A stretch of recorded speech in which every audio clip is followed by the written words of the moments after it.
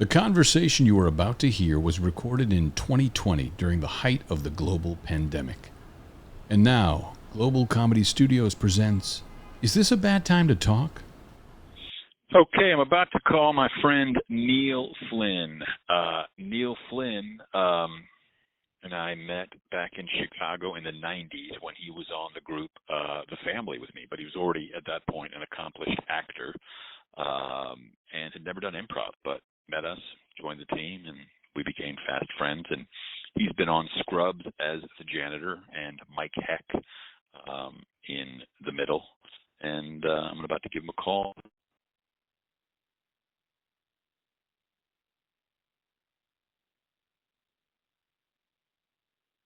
Oh. Hello, Neil Flynn? Yes? Hi, this is Ali. Is this a bad time to talk? You cracked yourself up there. I know, man. Well, No, it's a good time to talk. There's so much going on, you know. I know. I'm so busy. And also, things to do. the AKA for this podcast is I'm here to listen. Is this a bad time to talk? AKA I'm here to listen. Also, I have to tell you that this is being recorded. Are you cool with that? Geez, a recorded podcast? Well, it's a recorded phone call because I'm using an old-timey receiver. Okay, well, that's more than even I know about podcasts. It seems like probably about the simplest thing to do, but I wouldn't know how to do it. Right.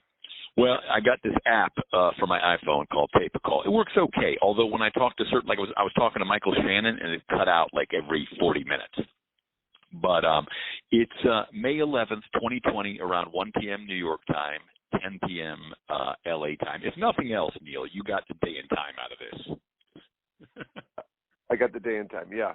Well, you said when you were talking to Shannon, it cut out every 40 minutes. How long did you talk to him? Well, Michael and I talked for a couple of hours, but I really was just listening. But when I talked to my friend Fred Weller, it cut out every 15 minutes. I had a feeling when I said that, as soon as I said it, it might fill you with shock and awe. Yes, dread and horror. But that's okay. I got nothing on the schedule. Now, I didn't know. I know the only thing I know about you in connection with Michael Shannon is that at some point you had some sort of an altercation with him. Isn't that right? No, you might be thinking of somebody else. Michael Shannon and I did a Foreigner video together in Chicago that I think gave us the start to our SAG cards and remained friends. The band Foreigner? Yeah, the band Foreigner was putting together a new song to try to reignite their, career, and they were doing it in Chicago, and so we both got cast in this video. I played the cab driver for them, and he played a drug addict, heroin addict, and we met that day formally and stayed friends throughout. And so this whole podcast thing, whatever this is, was born out of the virus of like, I'm going crazy with nothing to do. And then I had this idea of, let me call my friends in my phone and see if they'll just talk to me a little bit about their journey, how they, got to where they are, what were the different bifurcation points throughout their life, that kind of thing. And it sounds like a phone call. So I didn't want to let perfect get in the way of good. But I've talked to, Reed Birney and Rachel Dratch and John Glazer and Kevin McDonald. And I talked to Sharna Halper, and she spoke about you so lovingly and brought your name up a lot. And I said, you know what, let me text Neil and see if he's interested. Yeah, sure. That's what I thought of when speaking of you and famous people. A few years ago. Oh, Jesus! Now it's 20 years ago. Unbelievably, you were out here for some reason, and you had a young buddy with you whose name was Bradley Cooper. Is that correct? I met him once, but I don't know if I was, I would call him a buddy. I don't even know if he'd remember my name. As far as I remember it, you introduced me to him. He was just a young guy, a young, good-looking guy. And then I met him a second time, and he seemed irritated that I had to be reminded of his name. And I told myself, okay, Bradley. If I ever see this guy again, I went to Bradley University in Illinois. So, okay, that's how I'll remember it. and I never saw him again. But then later I thought, is that the same dude? Maybe I'm remembering it differently. But anyway, I let's pretend that you're good buddies with Bradley Cooper from 20 years ago. Well, I remember Amy Poehler brought him to a word of mouth show that I did in New York, and I think I met him afterwards. But like I said, I doubt he'd remember me or my name. But sure, it might have been. 20 years ago would put it at year 2000, so maybe 99, 2000. I don't know. Yeah. I don't know. I could have it wrong, but it matters little. I was last night for some reason watching Lee Marvin on Johnny Carson. I don't know why. I got caught in a wormhole, and I just thought you remind me of Lee Marvin. Jesus. You've got that same cool kind of. You've always been cool. Even when I met you like in the early 90s in Chicago when you showed up at I.O., it was just like you were a cool guy. The other thing Lee Marvin did in this episode with Carson is he just pulled out a cigarette and just lit it up with his, Zippo lighter. But back then, that wasn't even a thing. It wasn't even a thing, like, that he would show up on a show, pull out his smokes and a Zippo lighter and light it up, and then Johnny lit up. Wow. That's something. I'm not sure who your audience is for this, but you lost a lot of them with Lee Marvin, Johnny Carson name drop. Who and who? What if I told you, I don't know if there is an audience. I don't even know if this is recording. I'm hoping it records, but I haven't even posted one yet because right now I'm in the don't let perfect get in the way of good. Just record them and then go from there. To figure out how to post them to whoever wants to listen to them. Sure. Well, it's a big thing. I personally don't listen to any podcasts, but I've heard a couple in my life, and I think they're great, but I just don't tap into it. But I know a lot of people do. I guess for me, this is more about just getting to be on the phone, having an excuse to talk to an old friend on the phone for a little bit.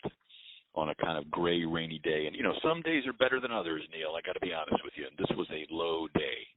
But I had this phone call on the horizon. So I was like, okay, at least there's that. Okay. Why is it a low day?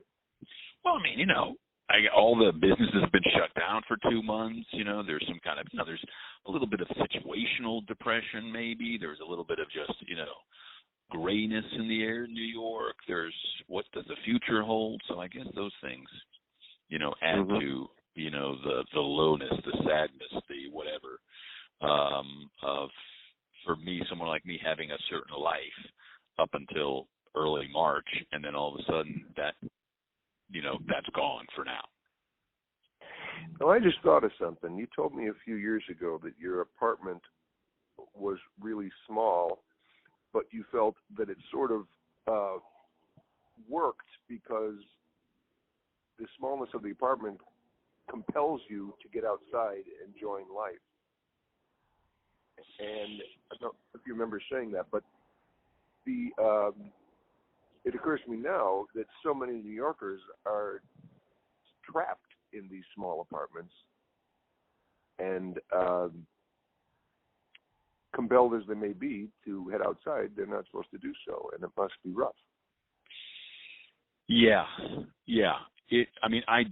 I wear a mask, I wash my hands, I do all that, and my daughters are at home homeschooling. One is at our apartment. The other is in my parents' have a studio up here. She homeschools there, and then once I pick up our babysitter, I just go to a friend's place who's in Virginia. You'd really like him. His name is Jack. And Jack is in Virginia, so I come to his apartment and I kind of check on things, and here's where I, set up camp for the day, and then I go back and pick up my daughter for PE at around 3:30. How old are your kids now? Olivia, one will be 12, and one will be 14 soon. And I hear a dog in the background. Yes, the neighbor's dog, I suppose. I'm outside. Oh, nice. It's not gray in LA. It's blue. Okay. A little bit cloudy. But, 90 degrees is too hot, by the way. It was in the 90s a few days ago. And used to, like in Chicago, somehow 90 was cool. Not cool temperature-wise. It was cool as in fine. But now it's too hot. I'll take the high 70s, thank you. Okay. But L.A. is where you make your home now. That's where I'm talking to you. That's where you're going to be staying for a bit, right? Yeah, L.A. is where you are. It is, and I always assumed I would be out here for as long as necessary or reasonable, and then return and eventually expire in Chicago. But I don't know if that's true anymore. I don't think that's true. As much as I love Chicago, I'm from there. I don't think I'll go back because, for one thing, I don't know anybody. Right. My family either moved away or passed away, and I did that. Before I met you, I was out here for about 5 years. Went back to Chicago in a strategic retreat, career-wise, and didn't know anybody, and started over. And it turns out I made some fortunate decisions as far as who my new friends were, and you were among them. And I count myself fortunate for that. That's interesting you say that as a strategic retreat. And because this is the whole thing, you kind of showed up to Chicago in the IO scene, right? And all of a sudden it was like you were someone I felt I'd known for a while. And then Sharna was like, Neil's on the family. And we're like, okay. And we'd gone through our own loss of Rick Roman. And I guess you had been in Hamlet with Del Close at the Goodman, right? It was not at the Goodman. It eventually was at the Goodman, but it was at a theater called Wisdom Bridge, which was on Howard Street up north. Aidan Quinn played Hamlet. Right. Called. Yes. And he wrote To Be or Not to Be. He spray painted it on the wall? Yes, he did. I thought for a second when you said he wrote To Be or Not to Be. No, you can't. That was someone else who wrote. Yes, spray painted it on the wall. It was a notable moment in Chicago theater. And that was about in 85, I want to say, which is now 25 years ago. No, 35 years ago. I do that all the time. Drop a decade. 35 friggin' years ago. Yes, that was. I can remember that easily the year because we rehearsed on the Sunday, which is rare anyway to rehearse on a Sunday. But Super Bowl Sunday, when the Bears were playing the Patriots, and because it was 25 or so theater people, only about 4 of us cared about sports, and but so I didn't get to watch the Bears in the Super Bowl. And that was before you could record something, amazingly. But, I remember that. And because that was Del's shining moment, playing Polonius. He got great reviews, for his performance, and deservedly so. And I think Del always treated me well at I.O., even though he kind of famously sometimes didn't treat some people well. But I always figured that was the reason why. He knew me from before, not well, but if he knew me at all from the production of Hamlet, I was connected to his high moment, you know what I mean? His probably proudest moment might have been his performance in that show, and I was connected to that memory. So I think that might have been a reason why he spared me his cruelty. Well, yeah, but I can't imagine, I know Del didn't bear fools gladly, but he also, if he liked you, he liked you. And I can't imagine anybody not treating you well, but you also carry a certain kind of, gravitas and coolness with you, like I said, like Lee Marvin quality. Look him up, whoever's listening. I appreciate that.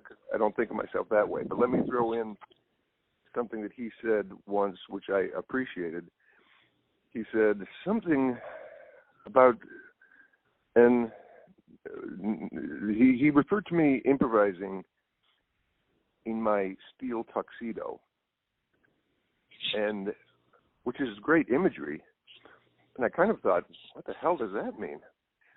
But I think he kind of meant something like what you mean by cool. Maybe that's not worth, speculating about. But I thought, what an interesting thing to say. Improvising in steel tuxedo. Huh. But I guess it maybe speaks to an armor, that you have, but also this, upper class armor of just, I don't know, they can go anywhere and do anything. Well, I can't imagine anybody not treating you well or liking you or respecting you, but, so I don't think Del was alone in that. But you said in 85 is when you did Hamlet, but you didn't show up back to Chicago until 90s, right? The early 90s. 92. 92. So yeah. You knew Del, and Sharna, when she tells the story, she said she saw you out somewhere in something. And she said, why don't you come do stuff at my theater? And you said, well, how do I go about doing that? And then you came and saw a show or something. Does that sound vaguely, Yeah, I had, I just gotten back to town and was sleeping in my future brother-in-law's abandoned apartment on a mattress on the floor. I had a mattress and a phone. And, looking for something to do with myself, on Clark Street, I passed a sign for the Improv Olympic, and I remembered that was the name of Del's theater from 7 years before, or whatever it was. And having nothing better to do, I called to get a ticket to a show. And the phone rang at Sharna's house. That was her box office. And she suggested, as I think she did to everyone who got a ticket, that I also take classes, She might have recognized my name, but I kind of doubt it. Or maybe I mentioned that I knew Del. Anyway, yes, I went to a show, and again, having nothing better to do, I signed up for classes, and I had never improvised before, and it was something that kind of scared me, actually. I was intimidated by the idea of it. But I had nothing to lose. But you went from that. I mean, she said she saw you and you were in level 1, and she came to us. And again, this time is vague to me as well, but she came to the family and she said, there's this person in my level 1, and I want to put him on the family to sit in with you guys. And we thought she was joking. McKay thought she was having a bit. He was like, come on, Sharna, stop yanking our chain. You put someone in level 1 to play with the family? And she was like, no, I'm serious. He's in my level 1. He's fantastic. We thought it was a joke. But again, as I said, that time is vague. I remember you being on the family and playing. I don't know, and I remember you showing up in Chicago. And I remember, a night at Wrigley Side where I was, you were you were just saying stuff to people that was just, I don't know. Now that I look back on it, it's like, hey, I like your ponytail, man. I don't know why that seems funny, but nobody would comment on my ponytail. It sounds kind of provocative. Like fight with you. So. That's right. I couldn't tell, but that's the thing. I couldn't tell if it was serious or trying to be funny. Well, that's something that has kind of always been true about me. That I'm kind of dry, and so likely, if you know me, you will know that I'm kidding, and if you don't, you will think, "What's this guy doing? What's that mean?" Like I've had more than one girlfriend who, often in public, her most common line to strangers is, "He's kidding." Just to clarify things. Like, what the hell? He's kidding. Oh, okay. So if you look back on the landscape of your life, at what point did you know you wanted to play make-believe? Was there a class, a teacher, someone along the way who, said, hey, you should do this, or why don't you take a class, or, when you look back in Chicago, or was it the family and that your family was funny and such?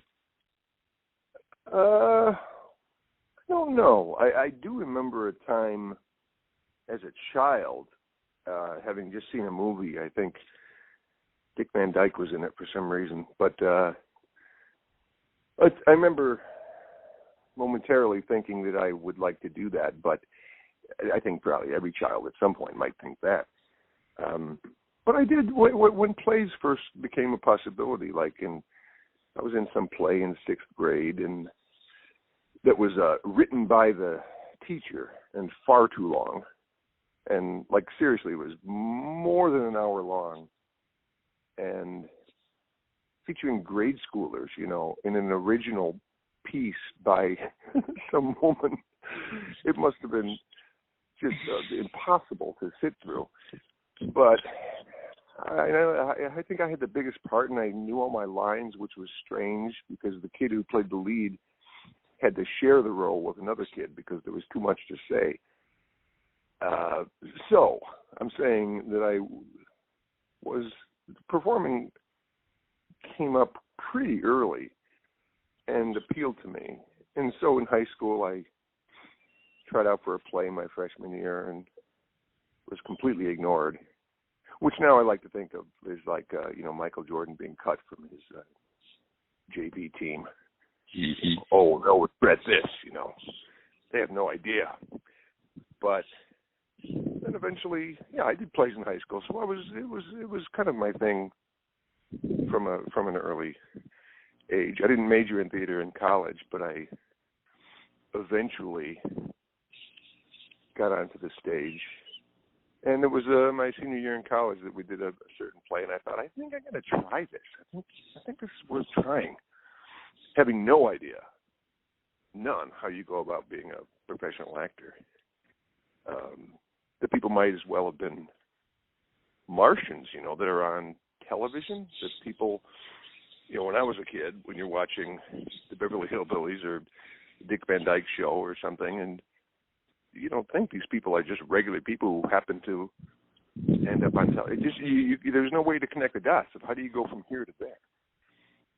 But eventually, and I point to this as a highlight of my career, if not my life, I actually met Dick Van Dyke and worked with him twice.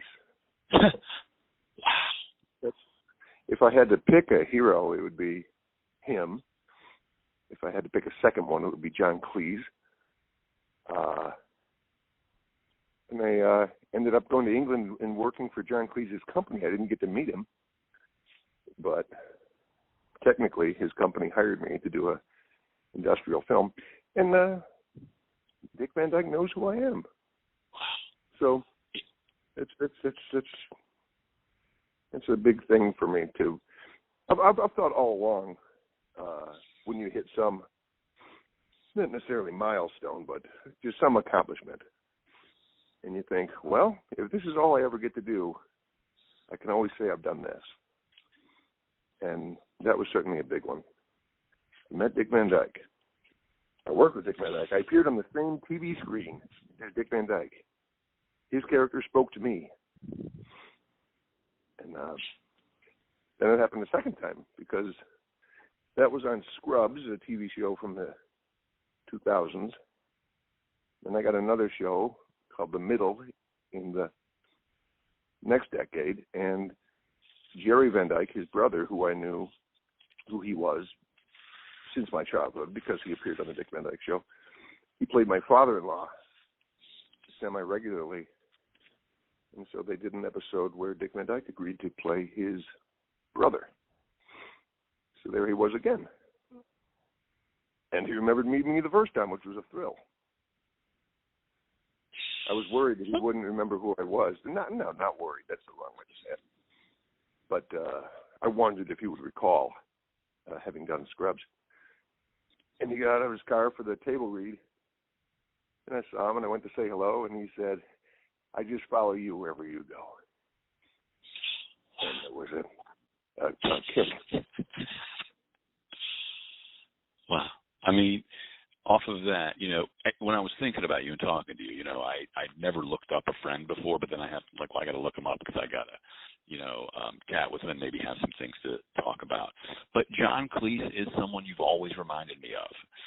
And an interesting thing, I mean, to me, what a magical story to be like, you saw Dick Van Dyke, who's iconic, and, he's the real deal, as a child in a movie, and then to get to play make-believe with him and share the screen, not once, but twice, and have it's magical. I mean, that's like, if there is like magic in life in these little threads and connections we have with people, and as I mentioned, bifurcation points, these moments in life that lead us one way or the other, to see him on the big screen and then be on the screen with him, I don't know, that's pretty cool to me. Oh, yeah. I know. Magical. I know. I think that too. And you know what you said? If I reminded you of John Cleese, you have to assume that's not coincidental. Since I said that I admired him, and something would rub off. It's not surprising. I wouldn't be surprised if I stole this or that mannerism from either of those guys. And I recall once being in the family car. I remember it was 1975 or 6, because the topic of discussion was the bicentennial, which few kids out there was 1976 was the 200th year anniversary of the United States, and it was a big deal. And I remember discussing, somehow it came up because I hadn't grown yet. I was 14 or 15, and somehow the idea of growing taller came up. And I said, I want to be 6'5". And I said that because I had learned that John Cleese was 6'5". And Monty Python was on the local PBS station on Sunday nights. I just discovered it and really liked it. It opened a whole new world of possibility of what performing in comedy and whatnot could be. And so I only said 6'5" because John Cleese was 6'5", and I ended up being 6'5". So there you go. But the other thing I want to say about that is that along the lines of how you might vaguely imitate people that you admire, is a director who directed many episodes of The Middle said to me, every once in a while you do something that reminds me of Stan Laurel, of Laurel and Hardy fame, to further alienate younger viewers. You thought Lee Marvin was obscure? Try Stan Laurel. That was before even my time, Stan Laurel. But it occurred to me, Stan Laurel was the idol of Dick Van Dyke, who freely admitted he was, in fact, he imitated Laurel on his show at least one time. I thought it's perfectly possible that Dick Van Dyke stole a little trace of Stan Laurel, and I stole a little trace of Dick Van Dyke, and therefore you can somehow see a little Stan Laurel in what I'm doing. And there's nothing wrong with that, Well, I mean, I think that's just part of the lineage. We borrow. I don't think of it as stealing, because no one's going to, if you're not doing an impersonation, you are borrowing from someone, you're learning from them, you're paying homage to them, you're trying to find your own voice. And, whatever they do is in your register, whether it be, how they move or how they speak. And, I'm sure Stan Laurel borrowed it from someone in vaudeville, That's very likely true. And also, say Michael Jordan, if he made a particular move on a drive, you don't say he stole that from Dr. J. Dr. J did things people didn't do before him. Jordan did also, and so on for 100 years. Someone does something, when you're a kid, if you ever recall, playing a sport, and someone does something, you think, oh, that's a good thing to do. And so you add it to your repertoire. And we probably have done it in performing and improvising and whatnot. Someone does something, and then you're not stealing from them. There's just a new thing that you can do. Right, and by the time you try it, I mean, Michael Caine, I mean, he always advocated in his acting, videos that he used to make, is you like what somebody does, just copy it and do it, because people are not going to be able to make that connection anyway, unless they're looking closely. I mean, if they are, what does it matter? Because you're borrowing from what they did. It won't be the same. Right. Right. Because ultimately, you still got to stand up there and say it and do it. Mm-hmm. Yeah, and it's going to come out differently, obviously. It's a different voice and a different face and you may replicate it imperfectly, but, and therefore it's not recognizable as someone else's thing. And also it's probably such a small thing. I mean, we're talking about small things here. You can't take someone's signature move, if there is such thing. Can you think of a thing that an actor does that's it, that's his or her thing, and no one else should do it? Well, I mean, you could think about, Jackie Gleason, or something he would say, or a movement he would make, or that step and a kick, or, Right, or Art Carney. Yeah. It's in the same thing. Right. Or maybe, I just had one, but now I can't. Oh, if you, like back in the 60s or something, if you decided to speak like Marlon Brando, it'd be a little, it's a little on the nose, buddy. It'd have to be an impersonation. People know you're doing an impersonation. But I think it's all right to use those crutches to begin with, until you need to put them down.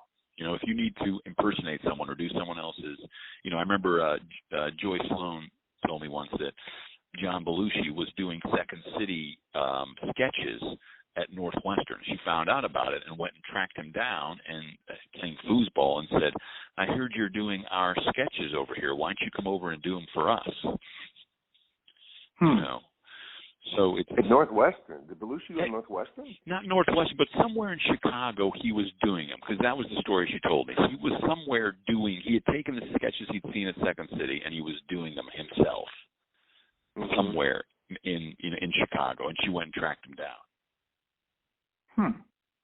I don't know. It could be apocryphal, but I remember her telling me this tale. But when you were in high school, one of the things I looked up is you did win this humorous duet acting competition thing in '78. Yes.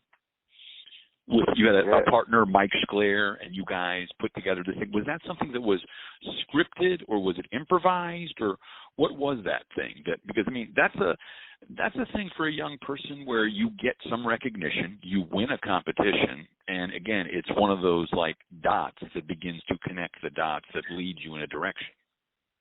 Yeah, I forgot about that. I would never have thought to mention that, but. Right, of course. It was performing, because it was a 10-minute, which looking back is kind of long, cutting from a play, and that would be the competition. Two people would act out a 10-minute scene, and ours was from Rosencrantz and Guildenstern Are Dead by Tom Stoppard, which coincidentally is based on two characters from Hamlet. And we did this thing, and it just, it went well, and we won a state championship, which is something most people don't even know exists, state champion in duet acting, but there are many other categories as well. But I was,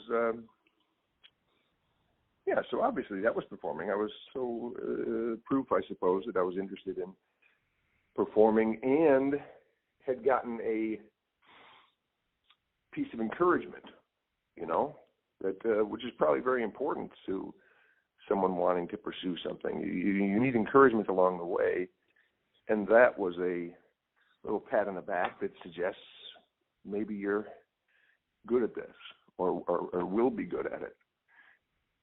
And my partner, he was my best friend in high school, Mike Sclair, and he's since passed away, which is true of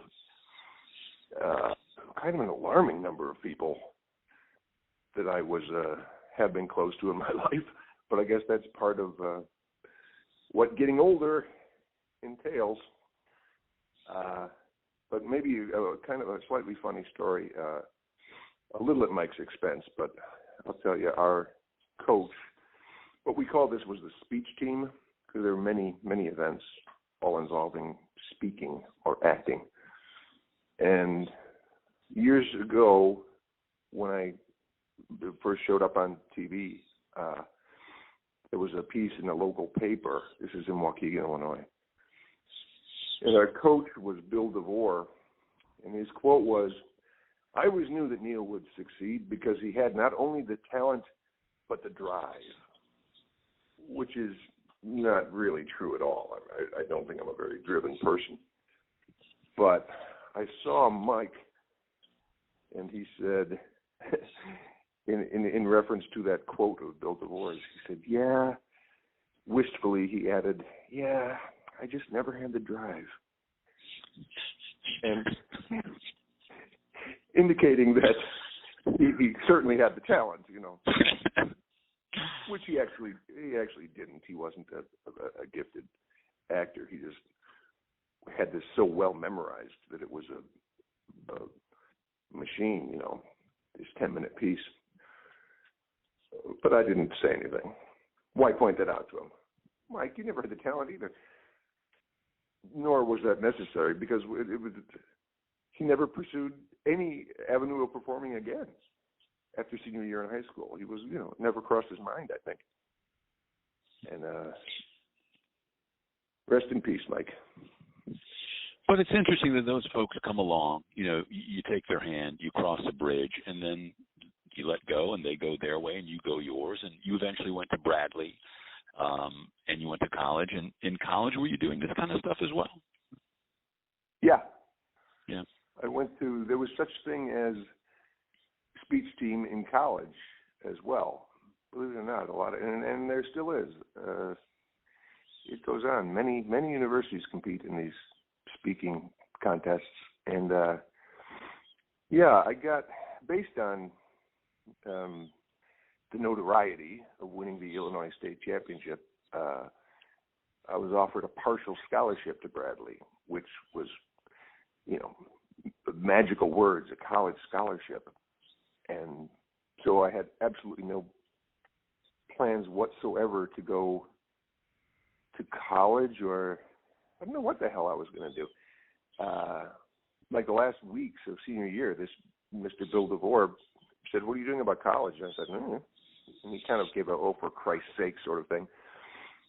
And said, "I think I can get you into this or that college." And this Bradley thing came up. And but there are times that you, as an adult, I've had conversations here or there with a brother or sister that, looking back at your childhood and how you were raised, and you might have a little beef with your parents, "Hey, how come Dad never did this?" Or, that sort of thing.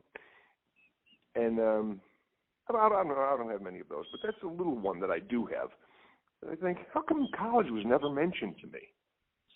I was always on the honor rolls, but no one in my family had ever gone to college. And it just, I don't know, it's kind of like my dad was he was fine with it once I was going, but I think he would have said, nobody ever asked. I have two older sisters, is what I'm saying, and they just went on about their lives after high school, and then I was the first one that the college came up. And actually, if I had to do it again, even though I have no regrets, I really had no business going to.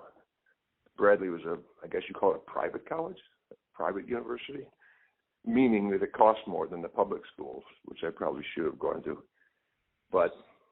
And when I say it costs more, I'm going to say $5,000, which is probably a year or possibly a semester. When I'm going to say that maybe University of Illinois was $1,000 or $2,000, but now I bet you Bradley costs $50,000 a year. Something's whistling. Have you gone to sleep and are breathing through your nose? No. Part of this podcast is I'm here to listen. So is this a bad time to talk? AKA, I'm here to listen. So there are times where, in the podcast, people go, "Are you still there?" And I'll just go, "I'm here to listen."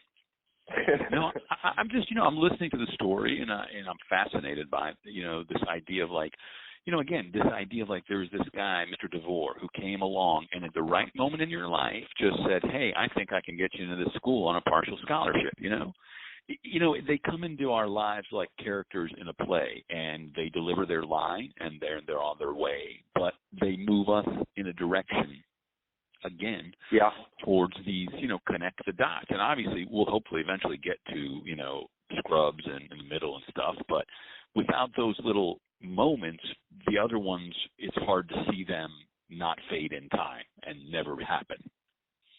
Mm-hmm. So I'm just, and that's to me what's always intrigued me is that this band of time, and then these different moments where it just is a little bit brighter, where you meet the right person. You do this play with Dell, so you know him. You come back to Chicago. You're staying near, Wrigley Side. You walk down, just these things that ultimately lead to you have been making network television for 2 decades. What you've accomplished is you can't pay short shrift to it. For all the people we came up with and people we have as friends, what you've been able to do to me is like a quiet assassin. You're like, right place, right time, and then boom. Mm-hmm. And then you are able to have this, kind of prolific run of the episodes of television you've been able to be a part of, But so after Bradley, you're doing the stuff with Bradley, you end up going back to Chicago or to L.A. at that point? After college, I went to my parents' house in the suburb north of Chicago. And a friend of mine, we saw some ad in the paper about a children's theater group. It was like a touring children's theater. And so we went to Chicago and auditioned in somebody's kitchen and got hired. And I think basically if you had, 2 legs and 2 eyes, you got hired. But we headed to Arizona for like a few weeks of rehearsing before they disbanded sent out maybe 10 different pairs of guys. It was a money-making operation for them, nothing wrong with that. But it was performing either, what's the play? It's a Charles Dickens thing. Jesus, David Copperfield. Like a half-hour version of David Copperfield with two males performing all the roles, or young Abe Lincoln. That was the school's choice. And so we went out for like 3 or 4 months every day doing at least 1, sometimes as many as 3 different shows at different schools, driving around in a mini pickup truck with our folding sets in the back and being paid, I'm not kidding, probably $100 a week. It was, an experience that only I think I turned 22 during that time. Only a job that a 21 or 22-year-old should ever have.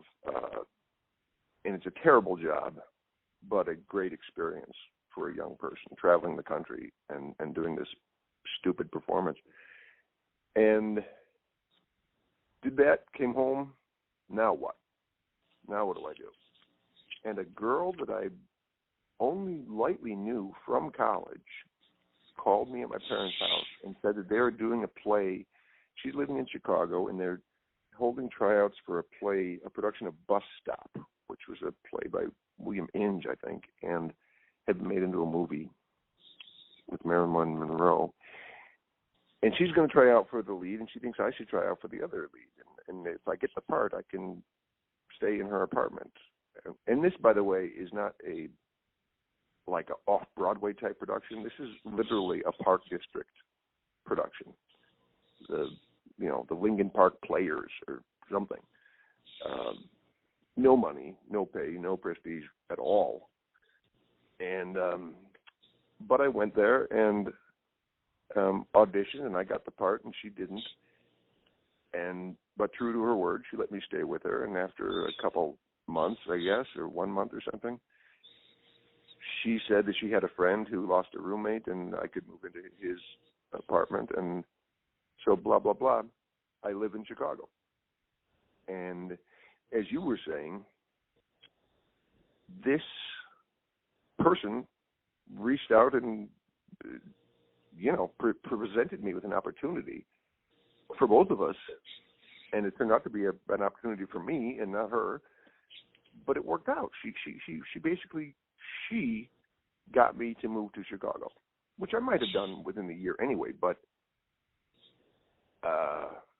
it was that person could be forgotten in your tale of glory. But I didn't just move to Chicago to be an actor. Sharon Smith called me and said, "Why don't you move here? Come here." And so I decided to stay and did more plays, and really enjoying myself. Didn't always had to have another job, because these plays didn't pay.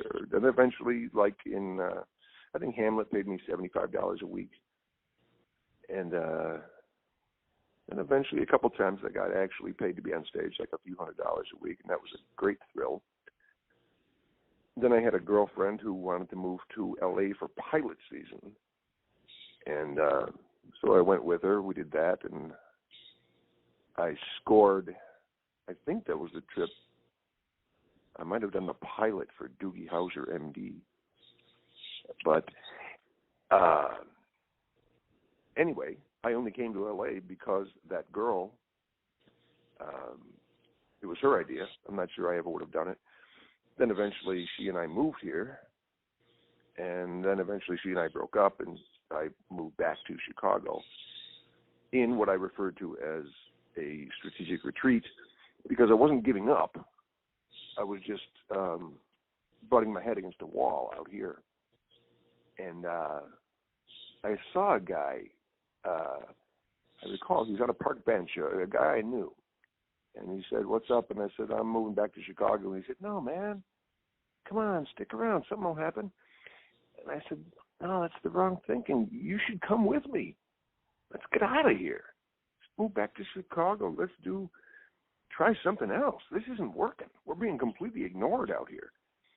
And as it turns out, like if I were to try to be mad at that, I was saying girl, it's a young woman who I broke up with, actually she did me a favor, because breaking up with her sent me back to Chicago, which changed my life for the better, because I met Ali Faranakian and a few other guys, and it changed my career. Walking into the IO, I can honestly say it was the best career decision I ever made, even though it wasn't a career decision. I was just looking for something to do. That was a really long answer. You okay with that? Yeah, I'm here to listen. Just a couple of spare. I mean, I love bowling, so pick up a couple of spares on this. When Doogie Howser, how do you get agents or managers at this time? I mean, you can't just walk into a Doogie Howser pilot audition, so you must have had some kind of agents. There was the Getty's agency in Chicago had a branch in LA, so I came out here with representation. I see. I quickly realized they had very little interest in me. They liked my girlfriend, and rightly so. She was pretty and could act, and she's had a career of her own. But they didn't really give a damn about me. But I was good enough to send out for cop number one roles. In fact, come to think of it, that woman who I'm still in contact with, my old girlfriend, she's sent me a clip of my scene in Doogie Howser. And it's funny, I don't know what I am, mid-20s, big dark mustache, and there's little, for those who don't know, Neil Patrick Harris, who has become more famous since then, was about 11 years old, and he was playing a child doctor, Doogie Howser, MD. And a few years ago, at some event, I happened to see Neil Patrick Harris and felt compelled to mention that we had indeed met once before, 25 years ago, on the pilot of that show that made him famous, and he was less than intrigued in my tale of 6 degrees of separation. he wasn't mean or anything, but just, I could tell he just didn't give a damn. Now, where was I with this? What am I saying? That I had an agent. That's how I got the job. But eventually they cut me. In fact, like a week after I broke up with that girl, they told me my services were no longer required at their agency. So that's not surprising. So you get back to Chicago, you walk into I.O., you start taking Sharna's class. How soon after that are you playing with the family? It would be easy to underestimate the time because it seems so quickly, but it's possible that it's 6 months.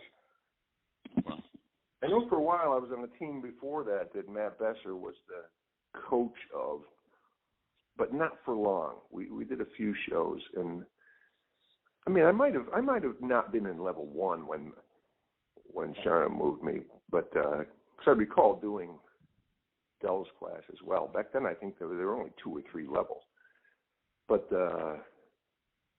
yeah, it didn't seem crazy to me to be moved over to that team, but because it had just been reconfigured, hadn't it? There was a John Favreau's team. Ian Roberts was on Favreau's team, wasn't he? Mm-hmm. Favreau callback? That's right. Favreau and Besser were on Corky's callback. And I remember one night, Sharna said, this was prior to you showing up, Ian and Matt are going to be playing with the family. Ali, you're going to be on the family. Rich Stone, Larry Grimm, you're off the family.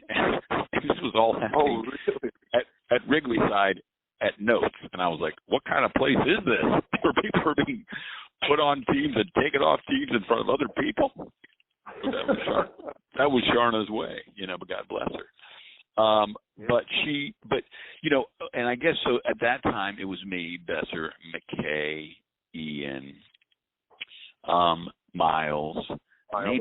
Maybe Homie was sitting in a little bit, but then, Rick Roman, rest in peace, passed away, and you showed up, and she said, I've got this guy who's in whatever early levels. In her story, it was level 1, but that's fine. And then you sit in with us, and that kind of became the family, because we changed our name from Victim's Family to the family at that point.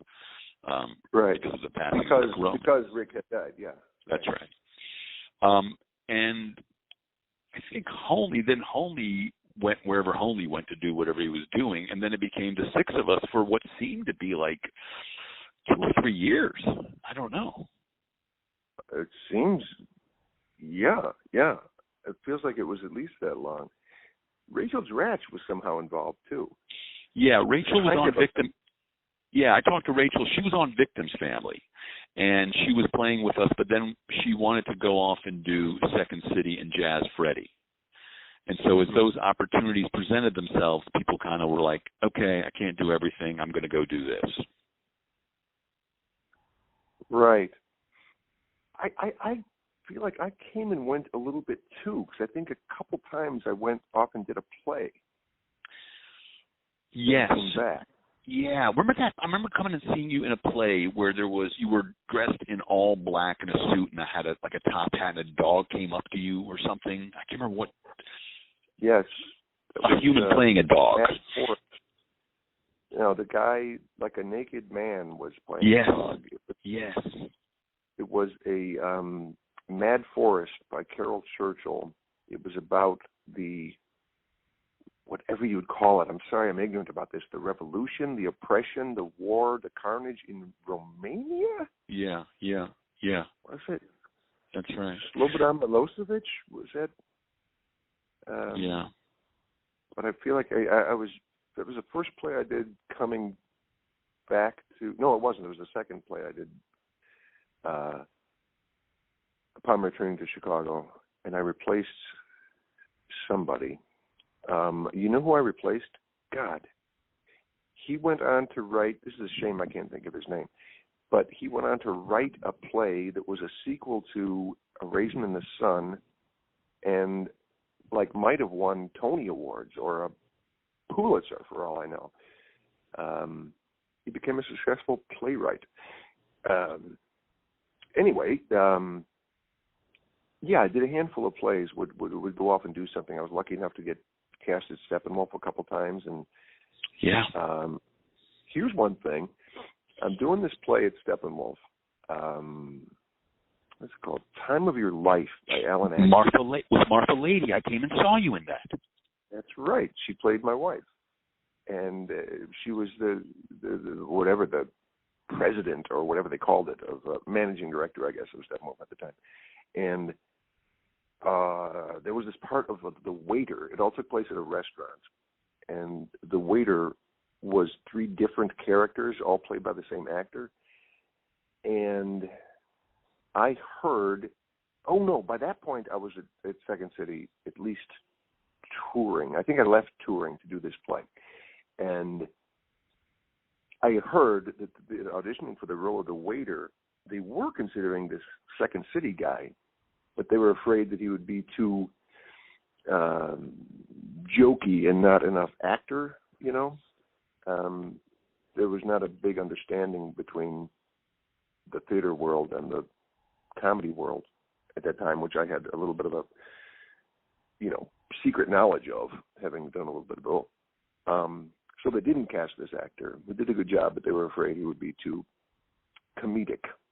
The guy's name was Steve Carell. They were a little afraid Carell wouldn't be up to the up to the task. And and Steve at the time was on the, well, I guess was considering leaving, or had already left the main stage at Second City after a long and successful run. But things turned out okay for him, as it turns out. Or I guess I should have said, whatever happened to that Steve? There's so much potential. Who'd have known that he'd go on to play leads in dramas, you know? Yeah. Had you already done The Fugitive and Rookie of the Year at that point? Because I remember you were like one of the first people I knew who was like getting roles in other stuff. Yeah, I don't remember. No, I was at I.O. when the Rookie of the Year happened, and that was over no, it wasn't the summer. We were pretending it was summer, but it was October and November in Chicago when we're out there in shirt sleeves on Wrigley Field playing pretend baseball. I think I was with the family then, and it was probably only a matter of 6 weeks or something that I was committed to this, but that actually changed my life significantly, because I had 6 weeks of work on a movie. Even though I only appear sporadically in a movie, we had to be there because we were playing baseball players on the team, and it was a baseball movie. But whatever it was, $500 or $600 a week,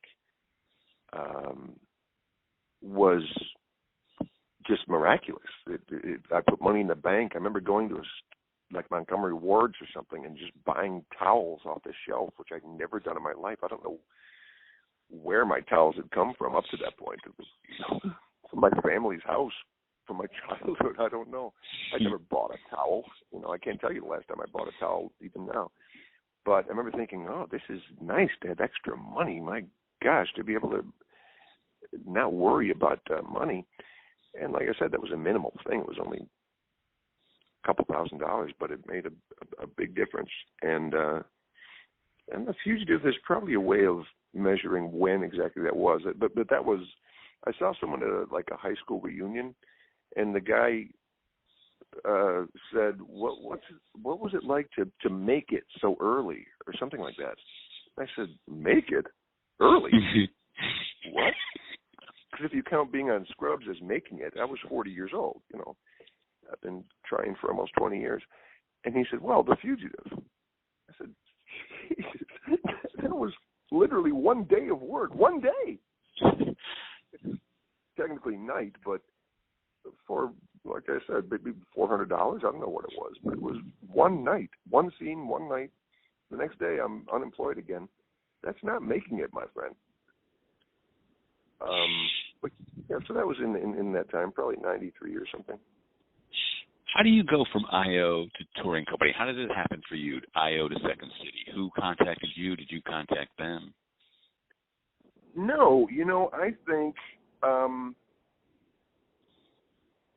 it was always a possibility, but not. It was never a goal or an aim of mine. but it was out there. And I'd known of Second City since I was, in high school, I suppose. Everyone has heard of it if you're from the Chicago area. But this is a joke. I've said this before. I heard of the Chicago Bears too, but I never thought I'd play for them. Same way with Second City. It's like, yeah, well, that's a cool thing, but it's beyond my reach. But I think what happened is McKay went there. I guess the family had stopped playing together, and McKay went. And the way he tells it, people thought he was great, which he is. He's a perfectly serviceable performer, but his abilities as a personality and an intellect and a writer are off the charts. And so people were rightly very impressed with him. And he said, well, if you like me, I got a whole crew of people behind me if you want to tap into that. Because at the time, it was almost a rivalry. People from I.O. weren't going over to Second City very much. And like the Annoyance Theater was also this either you're for him or against him sort of thing. But McKay got hired. And that sort of opened a door. I thought, well, I think me and Ian went to the next round of auditions. And were both hired for the touring company. And I replaced, I think it was Pat Finn, if not McKay himself, in the touring company they called Greenco. There were three of them, Redco, Blueco, Greenco. I want to say that you were Blueco. Mm-hmm. That's right. But, I mean, your Greenco cast had, Brian Stack, Miriam Tolan. Who else was in that Greenco cast? Teresa Mulligan, right. Todd Stashwick, and Nancy Walls, who would marry Steve Carell. I mean, that's a powerhouse cast. And Barry's children. That was a great time. Man, I think I only did it it was less than a year, maybe only 6 months or so. But I recall Todd Stashwick saying, who has any right to complain about anything while we're doing this? We're just hanging around, getting paid, driving around, oftentimes long rides in a van, with the funniest people you know. And these are the days, And he was really right. It was a really enjoyable time, and I did, as I said, maybe less than a year of that, and I stopped because I got hired for that Steppenwolf play, and it felt right. It was great, but that's enough of that. And besides, I wanted to do theater more than I wanted to do sketch stuff, and then after I did the play, out of the blue, Pete Gardner was directing at the second stage at Second City and said, someone's leaving, do you want to be in this next show? And that's something I didn't see coming, but sure. And Miriam and Brian were in that cast as was Horatio Sands and Jerry Minor and Laura Kraft and Dee Ryan. And so there you go, kind of out of the blue. I get another 2 years of performing on stage, which the experience and memories from that I treasure. And there came a time again when it was time to go. And what a great experience. Like I said, I never imagined that I would work there. But for young performers, that working at Second City, actually being paid to be on stage at Second City is a dream. It's a real goal. And the fact that I was able to accomplish that when it really wasn't my dream, I kind of stumbled into it. I still consider it a really proud accomplishment. I'm happy to say that I did that, and it was, once again, as you were saying, largely through other people, not necessarily opening doors, but sort of shining a light down that hallway and say, this is possible. And so I'm happy to say that. And I think that Second City is probably the most lied about credit on resumes in Los Angeles, unless something has supplanted it, like the UCB or, I don't know what, Groundlings or something. But because it's a sort of a validation of comedic competence, I suppose. I was in an acting class out here, one of the few that I took. I've never been much into class. But me and Pat McCartney, who you know, were in this class. And the teacher, instructor, whatever they call it, said, I'm going to pair you with this new girl because she is also from Second City. And, oh no, I guess he said that to McCartney. And she was in, I guess, 40 Ounces in a Mule, maybe, was the name of the show. And Pat says, well, that's interesting because I understudied that show. And pointing to me, he says, and he was in it. And I don't believe I've ever seen you in my life. You are a stranger to me. And yet apparently we were in the same show. And she disappeared. Her first day in class was also her last.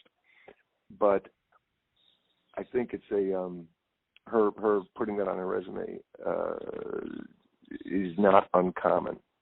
And that reminds me, I was meeting with a casting director 20-some years ago, and she said, probably referencing the same show, Second City, huh? Who was in your cast? And I thought,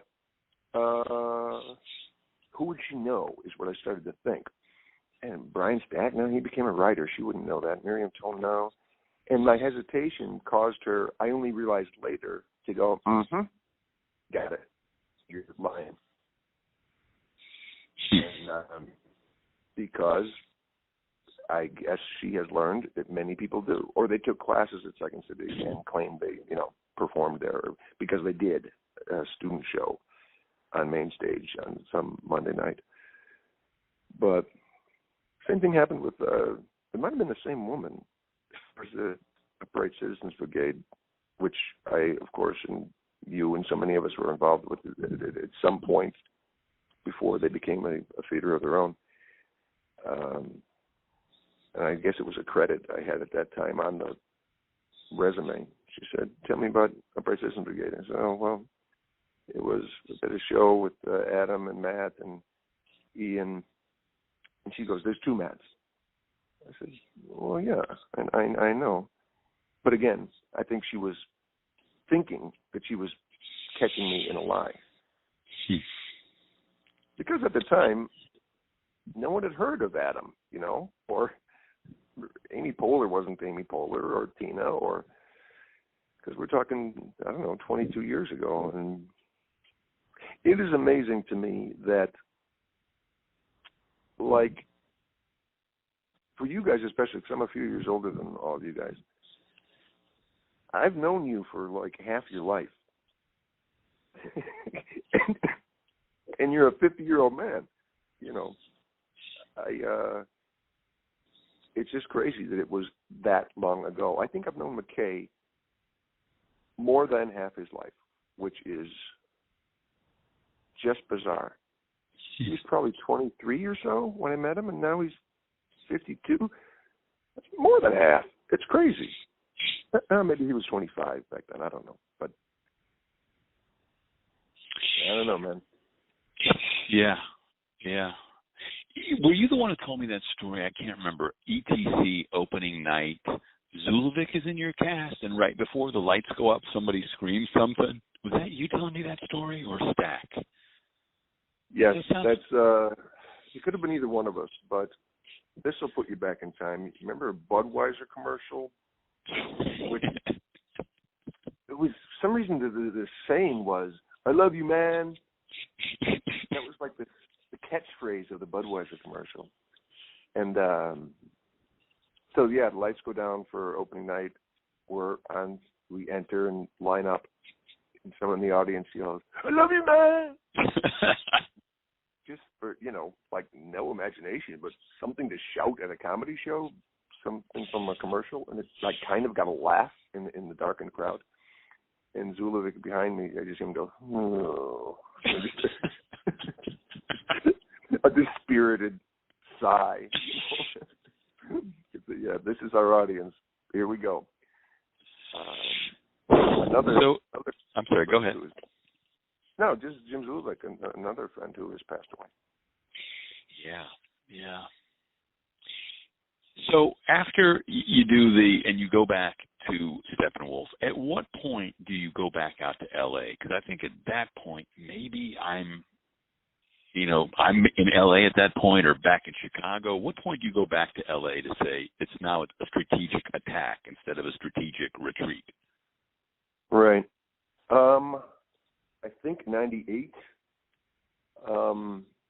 People had started to disband a little bit. Our core of friends in Chicago. Some were heading off to New York, which I know you did eventually. Saturday Night Live was picking up a few people, and it just came time that I felt like I had done everything kind of there was to do in Chicago. I had been lucky enough that I was paying my bills with nothing but acting stuff. Whether small part in a movie or a radio commercial or this or that thing, a play or a Second City stuff, which I was very pleased with and proud of. It's very hard to make your living as an actor, but I felt like I kind of circled the block there in Chicago. I'd done and seen pretty much all of it, and maybe I can give this LA another try. The first time around was very bad. I think I was out here for 4 or 5 years, I think, and might have only gotten one job, and that being a cop number one type of thing. And but I thought it was worth giving a shot. And like I said, we had friends that had moved out here, and so like a new core of people had cropped up. And I felt I had what I didn't have the first time I was here. I had some experience in comedy, which I didn't anticipate, but it happened. And so all of a sudden I was a capable comedic actor, and I had the same personality before, but I just had no experience or training. I didn't. And I remember once, the first time I was out here, auditioning for a sitcom, which turned out to be Coach, which ran for a few years, and which co-starred Jerry Van Dyke, who I eventually would co-star with, amazingly. I auditioned for the part of the big, dumb assistant coach. And I remember, and I remind you, this is probably the late 80s. I didn't know you yet. And the casting director said, okay, look, I can tell you can act, but this is a sitcom. I was apparently playing this big dumb guy like, Lenny from Of Mice and Men or something. I delivered a heartrending performance as this intellectually challenged fellow. And, see, it's supposed to be funny. So because my experience at that point, it's not that I was trying to be serious or whatever, but I didn't, my experience was from being on stage and almost always in dramatic plays. I can't think of a comedy I ever did on stage, but I didn't realize that I didn't have the chops to be funny, even though I was a lighthearted, humorous, capable person. I had no experience, and so I think my ability to perform changed based on my years in Chicago. And who knew, the door that eventually opened was in comedy. And and that was after maybe like I said, I had just turned 40. Yes. Yeah, I came out here again at like 38 or something, and picked up a couple of jobs and enough to pay the bills, and then got lucky to have a regular job, and there you go. That became my path. How did Scrubs came? Well, I'm sorry. Go ahead. No. I'll tell you. I'll answer that question. When I was out in LA the first time, toward the end of my stay, I met a guy in a bar. I was with my friend. He was with his. They had a basketball team, like a park league, a rec league thing that was starting up. And by the end of the evening, me and my buddy had agreed to play on this team. And so we played 5 or 6 games or something. And we were back at this is a young guy, and he was a writer, a TV writer. And we were back at my one-room apartment after a game, having a couple beers. And I said, I'm not going to be able to finish out the season. I'm going to go back to Chicago. And he said, what are you going to do in Chicago? I said, probably theater. And he said, you're an actor? Yeah. I guess that hadn't come up. There's no reason for it to have been mentioned. But his name, this guy, was Bill Lawrence. And back in Chicago, after a year or so, I was watching Spin City, and I saw created by Bill Lawrence and Gary David Goldberg. And I thought, I wonder if that's the same Bill Lawrence. This son of a gun was maybe 24 or something when I was playing basketball with him, and a little phenom, And years passed, the 5 years with you guys, and then I end up out here again, and I do an episode of the Drew Carey Show where I played Krista Miller's boyfriend for one episode. And then my friend said, she and her husband are going out to dinner with Krista Miller and her new husband. I said, who's her husband? She said, Bill Lawrence. I said, Bill Lawrence? I wonder if that's the same. Mention me to him and see if he is the same guy. And it was. And so within a week or two, I was over at Bill and Krista's house having drinks or whatever, and reacquainted with this guy I hadn't seen in 7 years or something. And he has since, been a successful writer. And it was, so it was cool to see him. And then a little amount of time passes, and then I get an audition for this show, Scrubs. And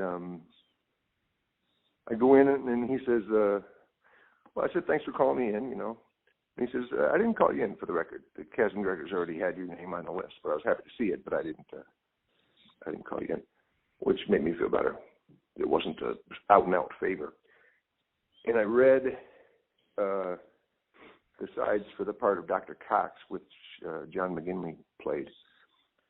And Bill said, that was good, but I got to tell you, I'm not going to give you that part. It's I already know who I'm going to cast in that. I said, okay, that's fine.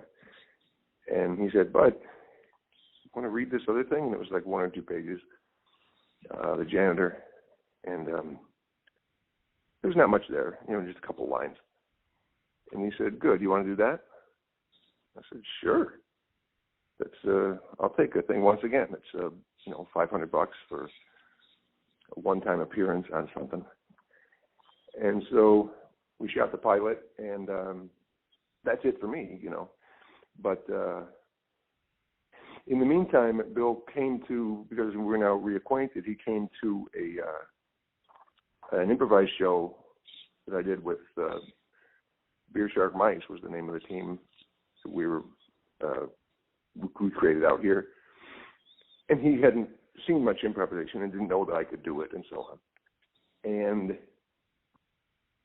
so having seen that, when the show Scrubs got picked up and I was in the next episode, I thought, this is nice. I get to be in another episode. And he said, okay, do this after rehearsing the scene. That's good. And if you think of something else to do, if you think of something funny to say, throw it in there. I think, based on having seen the improvisation.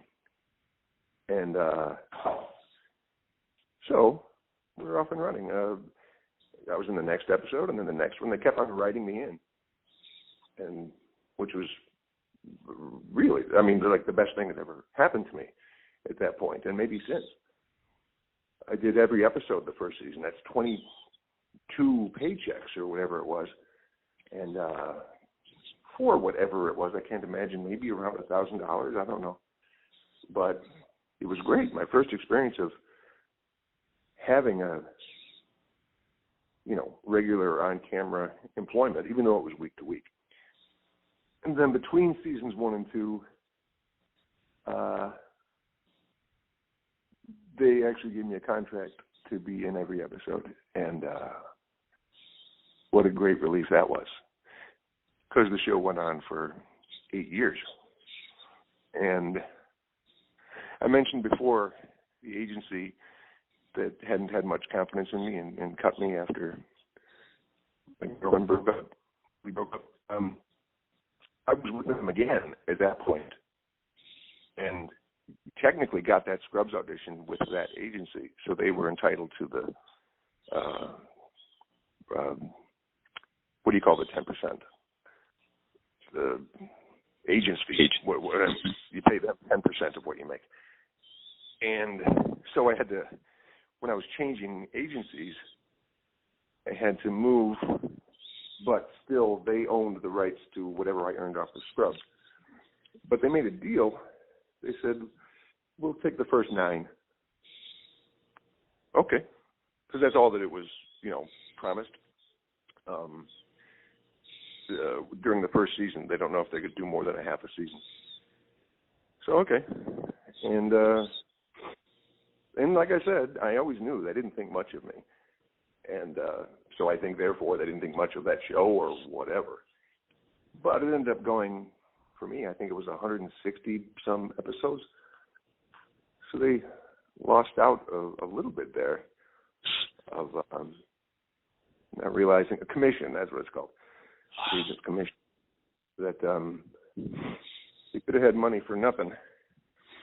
But it's fine. There's obviously no bitterness on my part at all. Everything, there's nothing to be bitter about it. I got lucky. And by the way, I should put that down, for the record. So much of show business, I think, is certainly television is luck. Because I knew I was capable, and yet I was unemployed for many years. There's no reason to assume now that I've been employed that everyone who deserves to be employed is employed. No, because I was once and for a long time on the outside, thinking I would fit in if I was allowed in, but I just couldn't find a way in. And so, of course, that's the case still. There's plenty of people out there who you've never heard of or who are not working, who are completely capable and just can't find the break. Or they get a pilot and it doesn't go to series. Or it goes to series and only lasts a half a season. And so they have to start all over again. I got lucky enough that the show I got on ran for a long time. And so not only do I get paid, but I have some sort of crumb of a reputation when the show ends that you can maybe use as a chip to enter the next opportunity, which came along. And then the middle ran for 9 years. That's luck. You can say you contributed. Yeah, sure. Everybody contributed to make it last a long time. But most shows just don't last that long. And so you're back in the, back in line with everybody else. And so I got lucky. I tried for a long time, and then I got lucky, and then I stayed lucky. And now I don't ask for anything more. I mean, but when I was reading up on this a little bit, the Scrubs thing, you end up having a few lines in the pilot. They keep you on as a guest. But then year 2, you become a series regular, and there are parts where they just write, Neil says something funny. Now, is that true? That is true. the facts of that there's a wide interpretation, wide range of what went on. Some people say, is it true that you made up all of your lines? Well, no, because that would be just chaos. You can't play a scene where one person's on a script furthering the plot, and I'm just saying whatever comes into my head.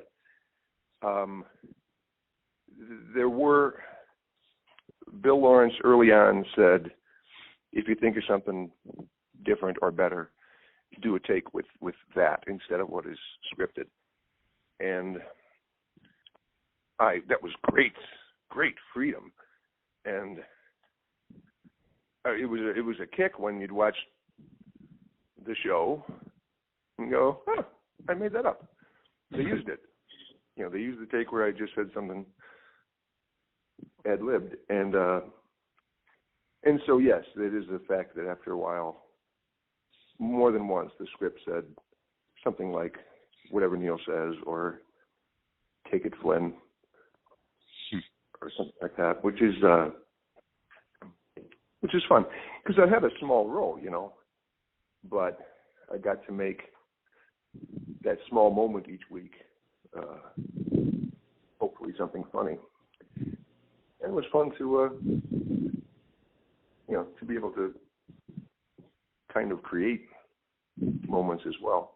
And Zach Braff, who most of my scenes were with, was good at that too. Was good at rolling with, you mind if I change this to this, and then you say that. And so it was great. Really enjoyable. The only other time I'd ever heard that before was with Harpo Marx, where they would write Harpo does something funny when they were writing for Harpo really? Marx. Yeah, and that was the only other time I'd ever heard that when I read that last night about it. And also the other thing I read was, and I enjoyed Scrubs very much. I knew you were on it, so, I enjoyed watching you, and I thought it was a fun, great show. But at the end, tying back in the role you had in The Fugitive to the show, I thought was kind of another one of those magical moments of picking up stairs and, TV and land. Yeah. Well, that wasn't the end. I think that was maybe like only season 3 or something. Okay, right, somewhere. But, yeah, that was, I heard about that over the summer. One of the writers said they were going to do that, and I thought that sounds crazy. It's one thing that makes me, which is weird, but I eventually realized it's one episode of one TV show. It doesn't matter. And the show's slightly absurd anyway, so it really doesn't matter. But I don't know if that has been done before or since. I want to take one step back. You mentioned Beer Shark Mice, which is another group, iconic improv group you became a part of. How did that come about, where you and Keckner and Coleman and Holney decide you're going to start improvising in L.A. together? Well, the Improv Olympic had moved out here and opened a branch out here, which, come to think of it, that was in the works, I guess, when I moved out here, because it wasn't open yet. I remember being here for the opening night. But maybe that's why a lot of us were prompted to move out here. But it was a natural thing to do. I mean, because we were kind of elders at the I.O.,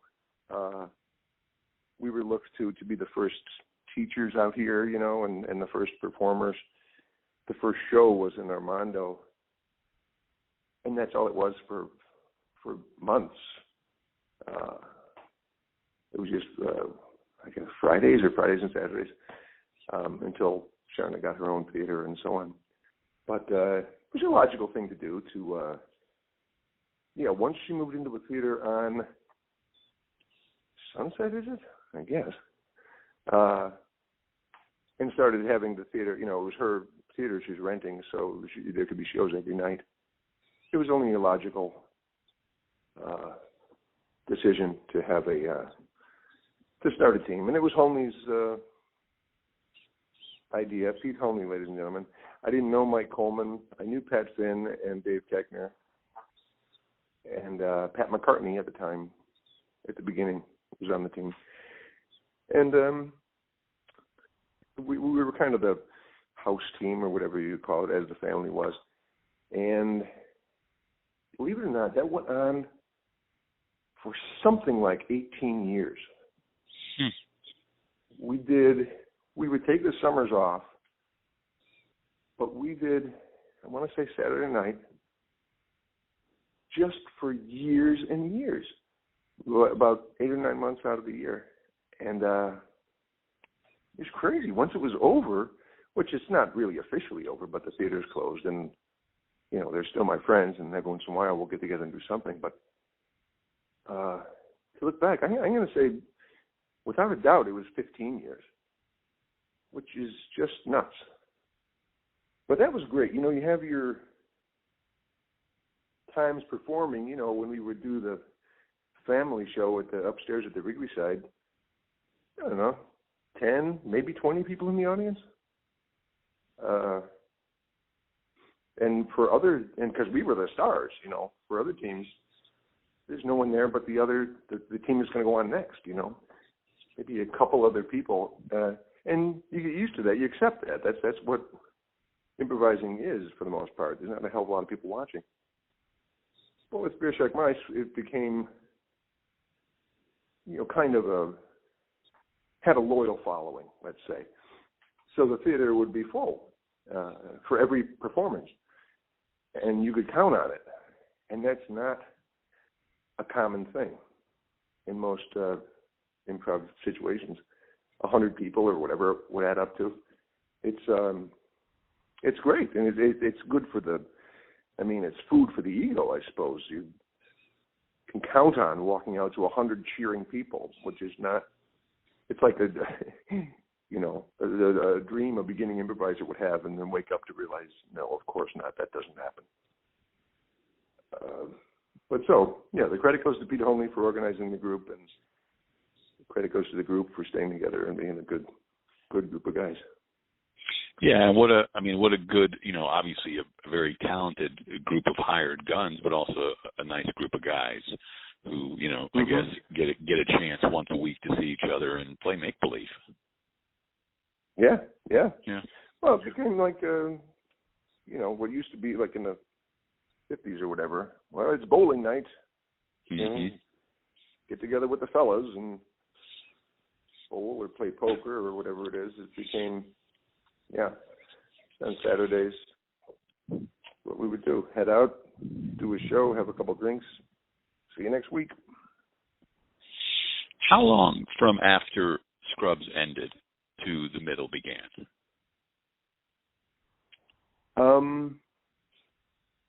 No time. I'm not sure I was done with Scrubs when I auditioned for the middle. I know that I kid my agent, who as I said, I switched agents at the beginning of Scrubs. And then, I kept to the middle just as Scrubs was ending. And here I'm reminding you that I got lucky. I was fortunate. That's the only audition I had after Scrubs. And I got cast, and it lasted for 9 years. So I kid my agent that he's been my agent for 16 years, and he's gotten me one audition. But it happened to be because he had to wait until Scrubs was over, and then, the middle ran for a long time. So,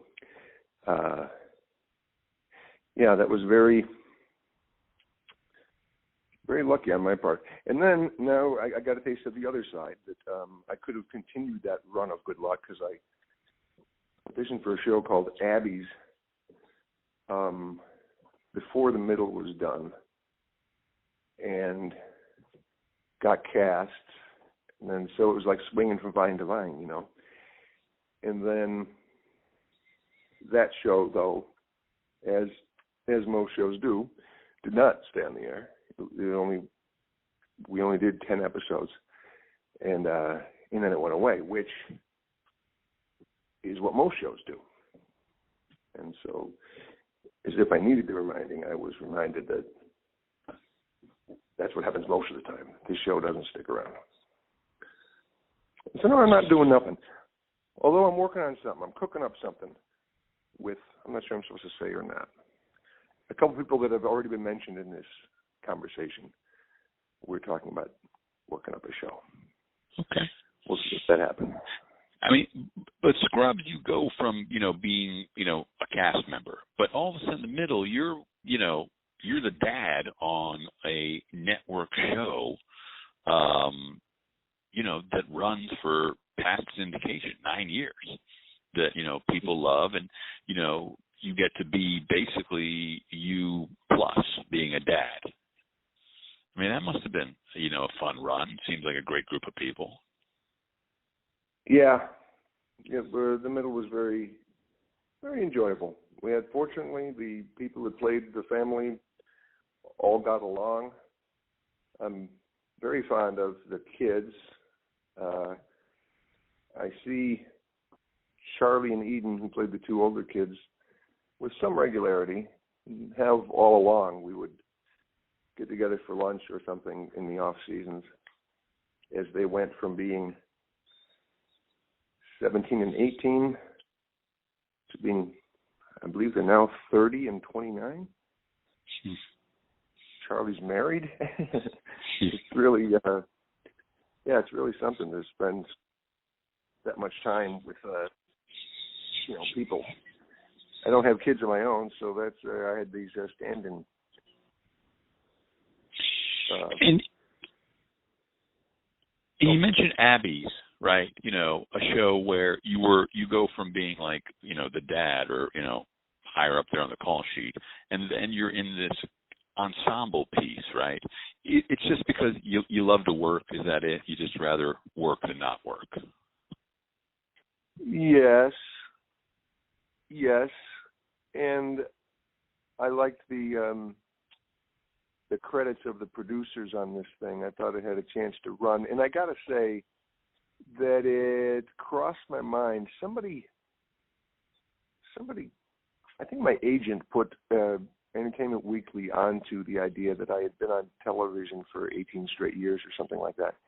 And they actually did like a one-page story in an issue of Entertainment Weekly. And that kind of got it into my head that let's keep this streak going, Mm-hmm. and which you would want to do anyway. I mean, sure, you want to keep on working, and also I should quickly point out there were no other offers. I knew once the middle ended, there'll be something there'll be a wide range of possibilities. Either they're going to be knocking my door down, or no one's going to care at all that I'm available to work. And it turns out it was somewhere in between. But so I did that show, and it didn't. Yeah, I didn't mind that it was ensemble. I liked that, but I wasn't trying to be. Next time I'm going to be the star, or that sort of thing. In fact, on this, I was second on the call sheet, based strictly on my experience, I guess, because another guy, Nelson, clearly had a bigger role than I did. So after a week or two, I said, "This is crazy. You go before me. You're number 2. I'll be number 3." And the reason I say that is because that was a live show in front of a live audience, which neither the Middle or Scrubs were. So at the end of the performance, you bow to the audience. You take applause, and I didn't want to be the last person before the lead actress to bow because I didn't have the second biggest part. You know what I mean?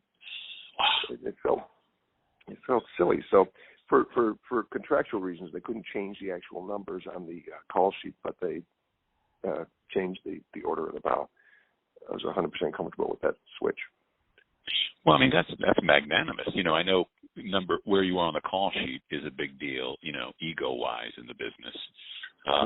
But I also know that there's legalities and contracts regarding that. But to be able to step up like that and go, you know what, why don't you go next or whatever, I mean, that speaks volumes to me. I don't know.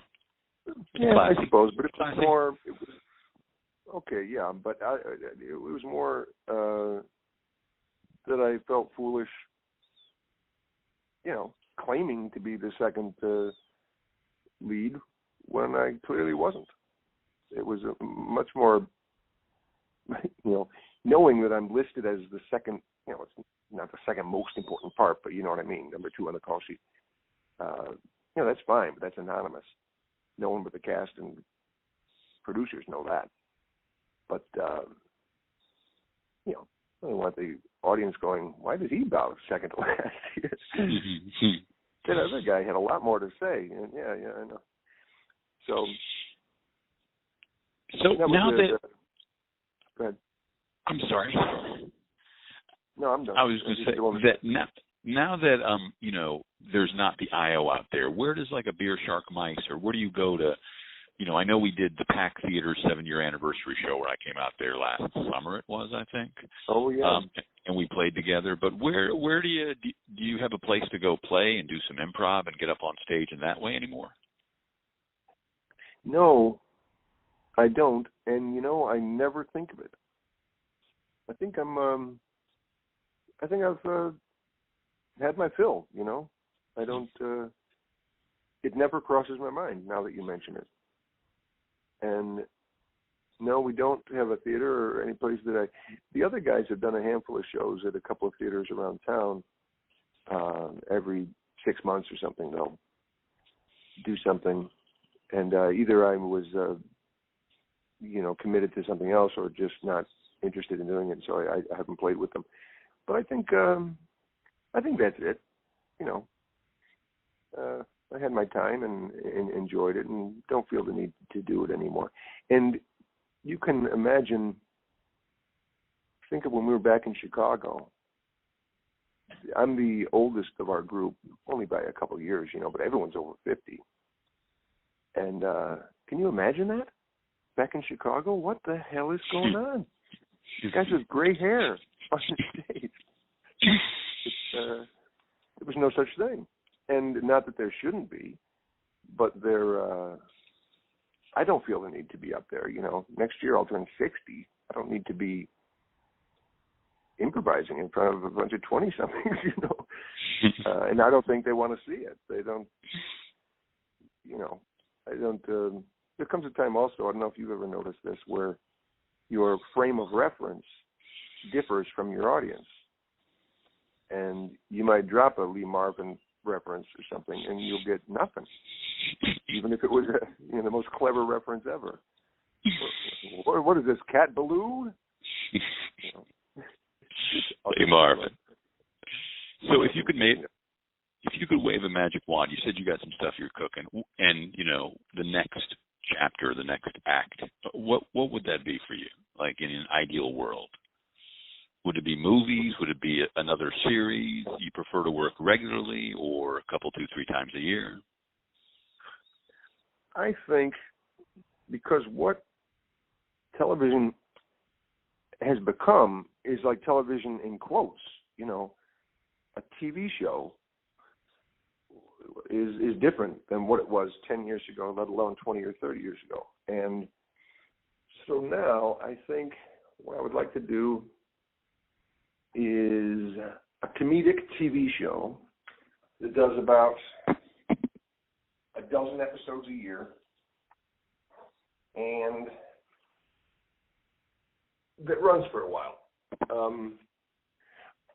I think that's it. I would like to be in movies, but I don't think I'm really a movie actor. It's a funny thing that when I was perfectly fit to play cop number 1 or transit cop or baseball player number 4 or whatever, I actually don't think I am or ever was cut out to be a major character in a movie. I'm okay with that. And you kind of, I suppose it's good to come to that conclusion yourself, about yourself, but you've already been told that by the industry, I've never been a major character in a movie, and probably with good reason, or good enough reason. So I'm fine coming to the conclusion that I'm not cut out to be a movie star. I never thought I was, and so I'm not disappointed to to be now resolute about that. So just I'm content that I was eventually let into the party, and because for years I thought, if you let me in, I swear you'll like me. I'll fit in. You can hear the music playing, but you're stuck on the porch. And so I have to be content that I was allowed to play with the big kids, and I'm not looking for anything more. Maybe a little more of the same. But I was just kind of having this conversation recently. Sometimes I think when you're watching an old TV show or a movie or something, you think, whatever happened to that guy or that lady? The character-y guy in the Bob Newhart show or whatever the hell it is. That guy was good. Why the hell? Why didn't we see him anymore? Some of the times I think it's the vicissitudes, if you don't mind me throwing that one out there, of the business, where people come and go and luck isn't a constant. And other times I think, because I kind of feel it now, they think, that's enough. Maybe they go on to direct or produce or something. But maybe they actually wanted to do something else, or they wanted to do this, and they did it.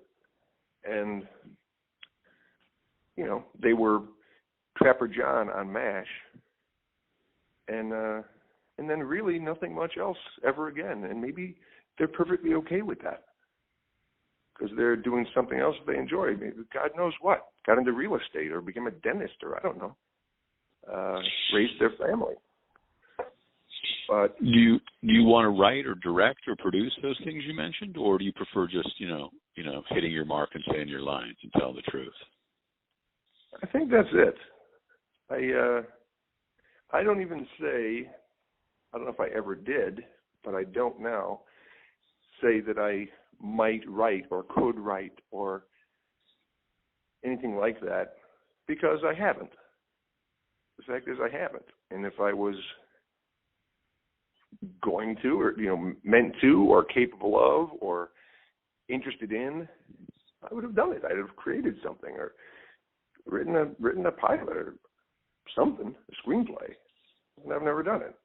So I have to conclude that that's not what I'm cut out for. I have no interest in directing, no, or producing.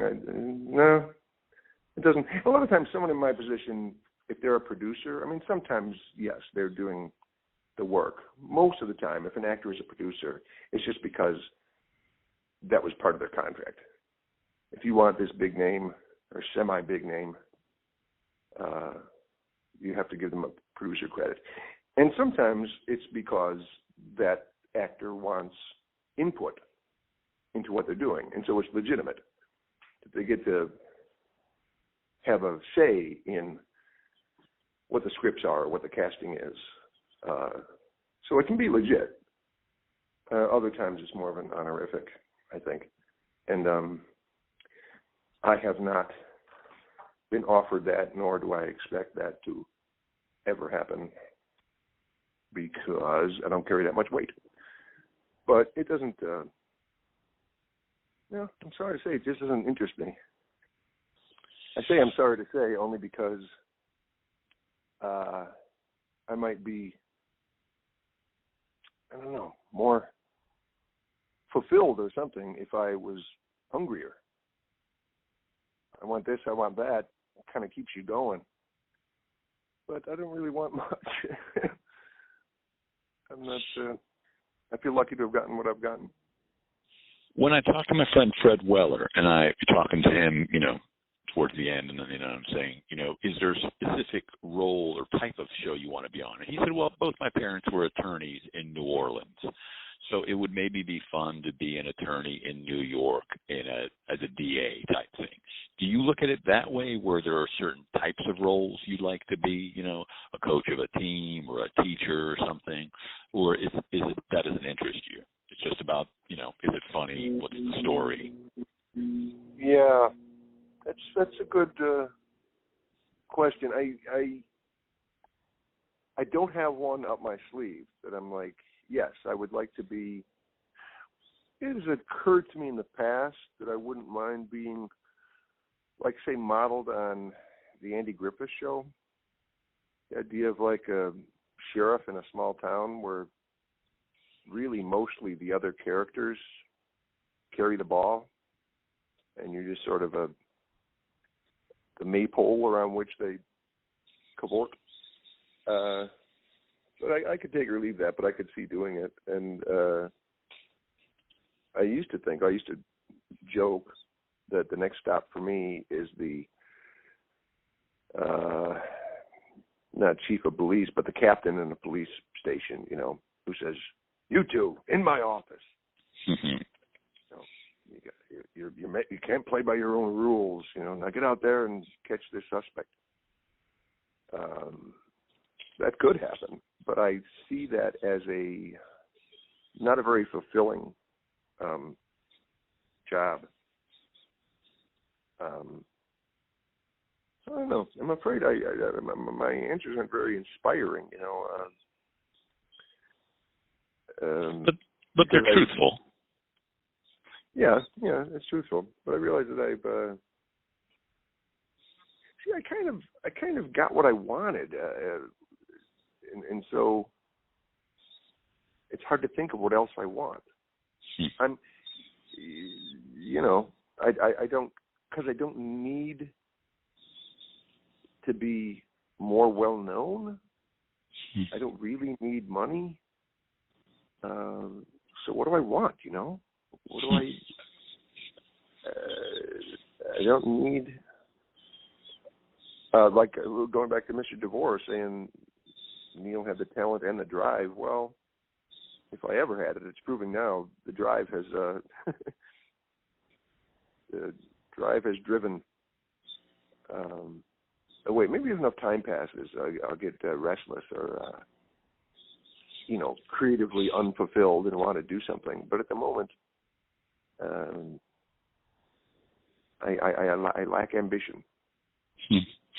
Well, I mean, like you said, you've been doing this for close to 2 decades. I mean, so there may be a piece of it where you just need to lay fallow for a little bit.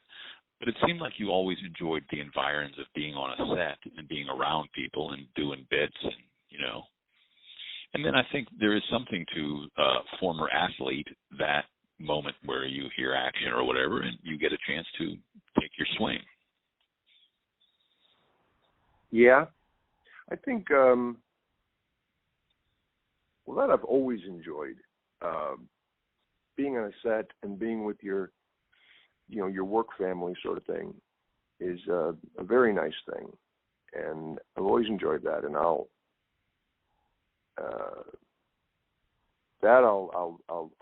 miss if I don't continue doing it. But, maybe,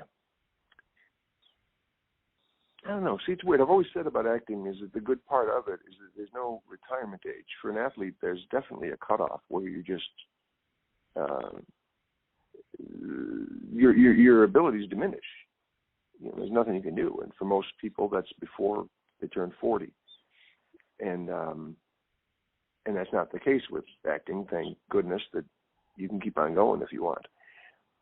But there's also, and I don't want to say that I'm in this position, I don't think so. But whereas athletes know there's a time to hang them up and call it quits, it's possible that's true with any profession, including acting. So you think, well, that's enough, or I'm not as good as I used to be, or who knows what. So, I mean, hopefully I can have another run. But believe me, it's strange that I think I already said next year I'll turn 60, which seems like I'm talking about somebody else. It seems impossible that I'm that old. I imagine most people feel that way. I mean, we think that when we're 30. Holy cow, I'm 30? Yeah, well, that was 30 years ago.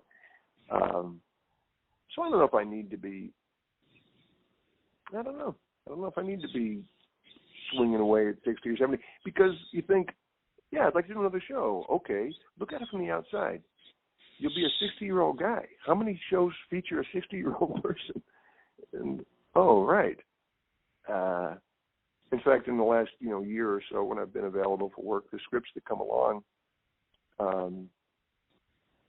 I never have been asked to be a main character. I'm the main character's grumpy dad, or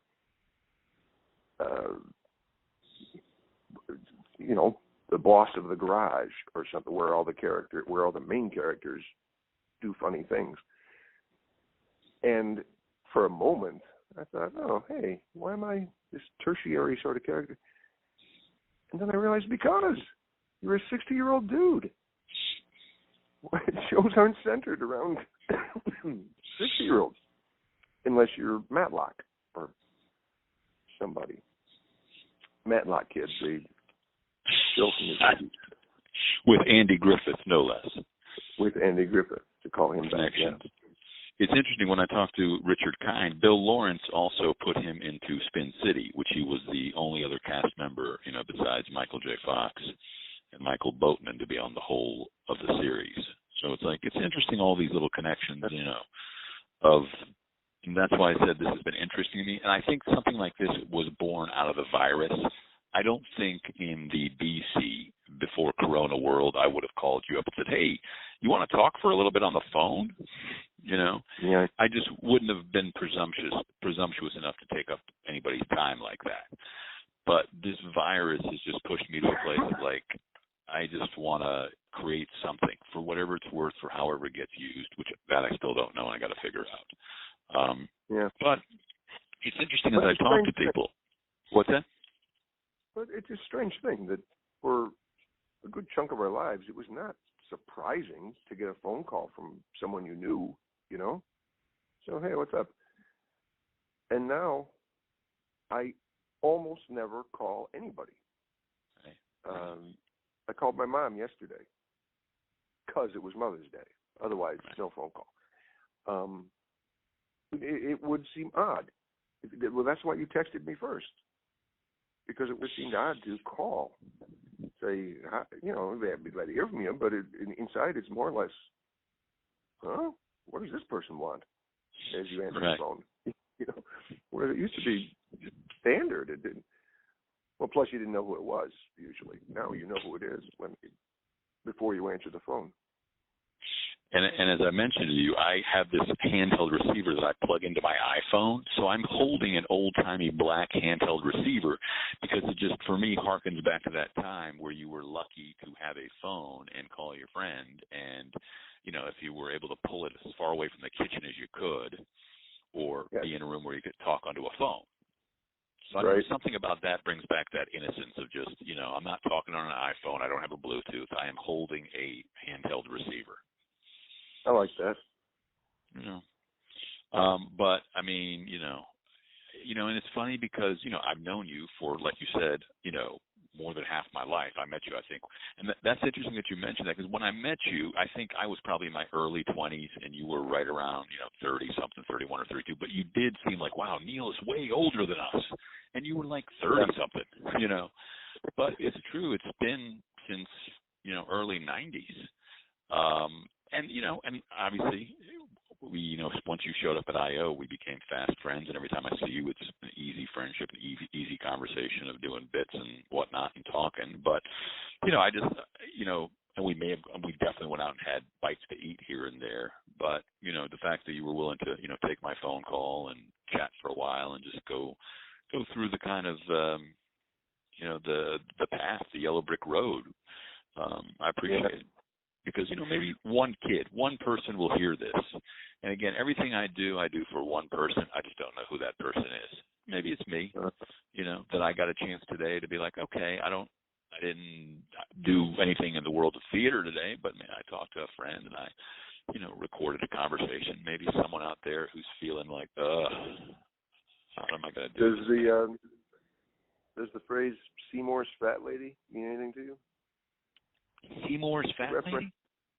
It's a reference to Franny and Zooey. Aha! Raise high the roof beam carpenter. There you go. Once upon a time I devoured Salinger's work, and And I often, well, I told the kids that young people that played my kids, I mentioned Seymour's Fat Lady. That's who you do it for. That's the one person out there. If you've never read Franny and Zoe, folks, Zoe, pick it up and read it. It's a good book, not too long, and you'll know what I mean by Seymour's Fat Lady. You know what's interesting? I was just listening to Stephen King on writing yesterday on Audible, and he talked about how Salinger, in his later years, the rumor was that he just wrote for himself and put it away in a safe deposit box. So that he was still writing. He needed to write. You know, Emily Dickinson needed to write. She just didn't need to show people that she was writing, right? So I often think whatever we do to keep the noose from around our neck. We just don't necessarily have to show people our writing or our art or whatever it is we're doing. But I think it's important for us to, you know, and that could be gardening. It could be any number of things. But finding that thing that's like, okay, it's something. I enjoy it. Yeah, I think there's something to that. I think it turned out not to be true about Salinger, but or maybe he just burned everything, but he didn't leave anything for posterity. Like Prince's unreleased tapes or something like that. But it would be strange to be in a position like Salinger had, which was revered by many, and masterpiece category, sort of, with Catcher in the Rye, certainly an incredibly famous work. It might be pretty hard to sit down and write the next one and put it out there. Say, here's the next one, folks, lap it up. And, for fear of people saying, I like the early stuff better. Which may be why, oh, no, I can't think of her name. She wrote To Kill a Mockingbird. Harper Lee. Thank you. That is the only book she ever wrote.